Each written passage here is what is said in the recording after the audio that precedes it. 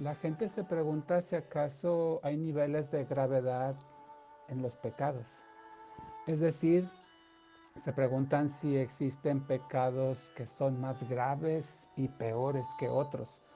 Pecados que sí son perdonables y pecados que no lo son. Ante los ojos de Dios, todos los pecados son equivalentes en el sentido de que cada uno de ellos hace a la persona culpable y digna de la ira de Dios. La raíz de todo pecado es el desacuerdo con la voluntad del Señor. Por muy pequeño que pueda parecer un pecado, como la gente suele decir, un pecadito, es una evidencia de que la persona está actuando de forma independiente a Dios. Es querer ser Dios y pretender ocupar el lugar que solo a Él le corresponde. Cualquier pecado significa usurpar la autoridad de Dios, es reemplazarlo a Él por uno mismo. Es creer que se es más inteligente, más sabio, más justo y más poderoso que Dios.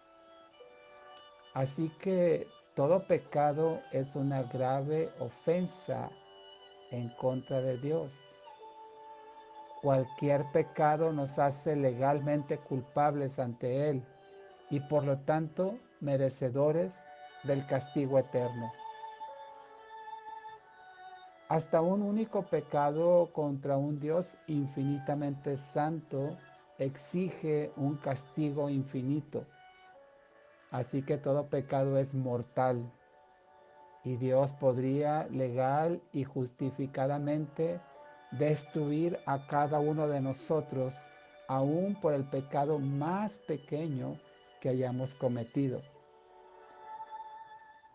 Pero es verdad que existen pecados que son más graves en sus efectos y en sus daños a las personas y al prójimo. Por ejemplo, no es lo mismo codiciar que robar, ni es lo mismo odiar que matar. Una persona no puede ser juzgada por la justicia terrenal si solo comete un acto en su mente. Pero si ese acto lo lleva a la práctica, entonces sí puede ser procesada legalmente. En Ezequiel capítulo 8 versículos 12 al 14, el Señor le dice al profeta: aún verás mayores abominaciones que estas. Mayores abominaciones, lo dice varias veces, dando a entender que hay abominaciones que son peores. También la Biblia dice que hay grados de castigo por causa del pecado. Por ejemplo, Jesús ante Pilato en Juan 19:11 le dice: el que a ti me ha entregado mayor pecado tiene. También el mismo Jesús en Mateo capítulo 11 versículos 20 al 24 habla acerca de una parábola donde menciona que hay castigos más tolerables por causa de la incredulidad.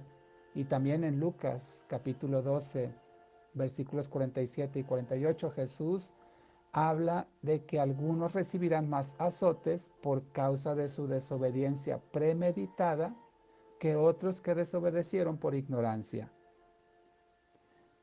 Si lo vemos desde la perspectiva de Dios, comprenderemos que es justo. Es decir, no merece el mismo grado de castigo o disciplina una persona cuyo pecado es más grave que otra cuya falta no es tan grave.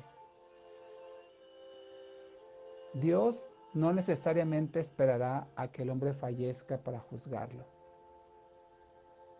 Sabemos que todo pecador será atormentado eternamente en el lago de fuego, pero hay castigos que Dios aplica en la vida. Dios tiene toda autoridad para aplicar los juicios a los que se refiere la Biblia mientras el transgresor viva en esta tierra. Esto sirve para evidenciar que Dios no puede ser burlado y que no hay pecador que quede sin castigo. Entonces, aunque todo pecado es merecedor de la muerte de quien lo comete, sí hay diferencia en el castigo que Dios ejerce por la gravedad de cada pecado. Quienes estamos en Cristo hemos sido llamados a tener paciencia y compasión por los fracasos con los que luchan las personas. Hay personas que tienen diferente grado de madurez o de crecimiento y van a cometer diferente grado de pecado en cuanto a su gravedad. Así es que debemos clamar a Dios por misericordia para sus vidas, hablarles de Cristo y corregirlos con mansedumbre, por si quizás Dios le conceda que se arrepientan para conocer la verdad. Esto le dice segunda carta a Timoteo capítulo 2, versículos 25. Oremos al Señor.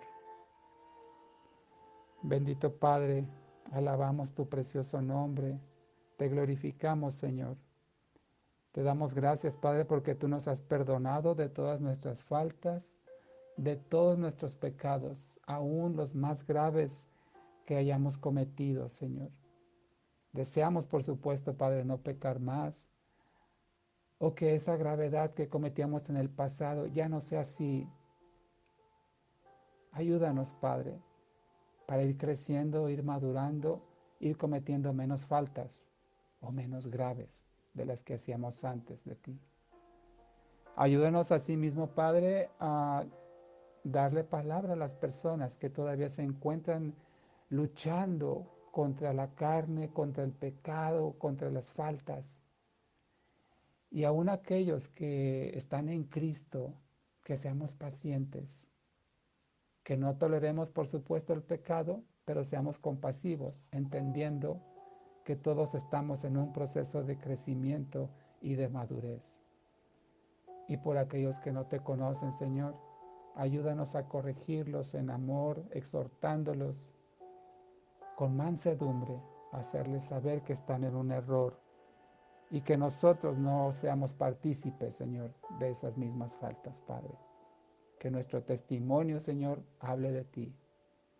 Te pedimos todo esto, bendito Dios, en el nombre de tu Hijo amado Jesucristo. Amén.